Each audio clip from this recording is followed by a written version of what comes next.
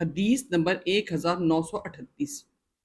کلثوم بنت عقبہ رضی اللہ عنہا کہتی ہیں کہ میں نے رسول اللہ صلی اللہ علیہ وسلم کو فرماتے ہوئے سنا، وہ شخص جھوٹا نہیں ہے جو لوگوں کے درمیان صلح کرائے اور وہ خود ایک طرف سے دوسرے کے بارے میں اچھی بات کہے یا اچھی بات بڑھا کر بیان کرے۔ امام ترمذی کہتے ہیں یہ حدیث حسن صحیح ہے۔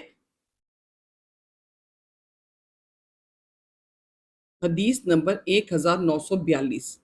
المومنین عائشہ رضی اللہ عنہا کہتی ہیں کہ رسول اللہ صلی اللہ علیہ وسلم نے فرمایا، مجھے جبرائیل علیہ السلام پڑوسی کے ساتھ حسن سلوک کی ہمیشہ وصیت تاکید کرتے رہے، یہاں تک کہ مجھے گمان ہونے لگا کہ یہ اسے وراثت میں بھی شریک ٹھہرا دیں گے۔ امام ترمذی کہتے ہیں یہ حدیث حسن صحیح ہے۔ حدیث نمبر 1954۔ ابو ہریرہ رضی اللہ عنہ کہتے ہیں کہ رسول اللہ صلی اللہ علیہ وسلم نے فرمایا، جو لوگوں کا شکریہ ادا نہ کرے وہ اللہ کا شکر ادا نہیں کرے گا۔ امام ترمذی کہتے ہیں یہ حدیث حسن صحیح ہے۔ حدیث نمبر 1958۔ ابو ہریرہ رضی اللہ عنہ سے روایت ہے کہ نبی اکرم صلی اللہ علیہ وسلم نے فرمایا، ایک آدمی راستے پر چل رہا تھا کہ اسے ایک کانٹے دار ڈالی ملی، اس نے اسے راستے سے ہٹا دیا۔ اللہ تعالیٰ نے اس کے اس کام سے خوش ہو کر اس کو بدلہ دیا، یعنی اس کی مغفرت فرما دی۔ امام ترمذی کہتے ہیں یہ حدیث حسن صحیح ہے۔ حدیث نمبر 1966۔ صوبان رضی اللہ عنہا سے روایت ہے کہ نبی اکرم صلی اللہ علیہ وسلم نے فرمایا، سب سے بہتر دینار وہ دینار ہے جسے آدمی اپنے اہل و عیال پر خرچ کرتا ہے، اور وہ دینار ہے جسے آدمی اپنے جہاد کی سواری پر خرچ کرتا ہے، اور وہ دینار ہے جسے آدمی اپنے مجاہد ساتھیوں پر خرچ کرتا ہے۔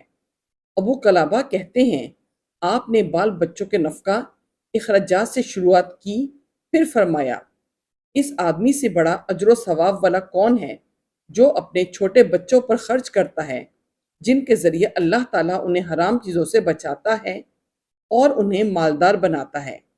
امام ترمذی کہتے ہیں یہ حدیث حسن صحیح ہے۔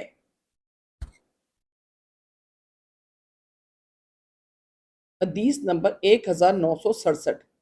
ابو شریح ادوی رضی اللہ عنہ کہتے ہیں کہ جب رسول اللہ صلی اللہ علیہ وسلم یہ حدیث بیان فرما رہے تھے تو میری آنکھوں نے آپ کو دیکھا اور کانوں نے آپ سے سنا۔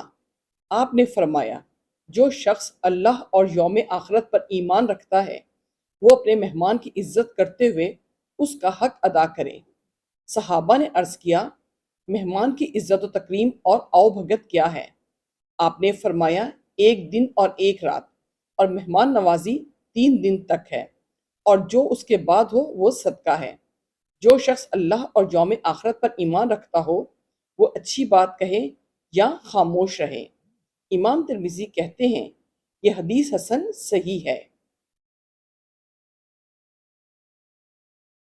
حدیث نمبر 1971۔ عبداللہ بن مسعود رضی اللہ عنہ کہتے ہیں کہ رسول اللہ صلی اللہ علیہ وسلم نے فرمایا، سچ بولو، اس لیے کہ سچ نیکی کی طرف رہنمائی کرتا ہے اور نیکی جنت کی طرف رہنمائی کرتی ہے۔ آدمی ہمیشہ سچ بولتا ہے اور سچ کی تلاش میں رہتا ہے، یہاں تک کہ وہ اللہ کے نزدیک سچا لکھ دیا جاتا ہے۔ اور جھوٹ سے بچو، اس لیے کہ جھوٹ گناہ کی طرف رہنمائی کرتا ہے اور گناہ جہنم میں لے جاتا ہے۔ آدمی ہمیشہ جھوٹ بولتا ہے اور جھوٹ کی تلاش میں رہتا ہے، یہاں تک کہ اللہ کے نزدیک جھوٹا لکھ دیا جاتا ہے۔ امام ترمذی کہتے ہیں یہ حدیث حسن صحیح ہے۔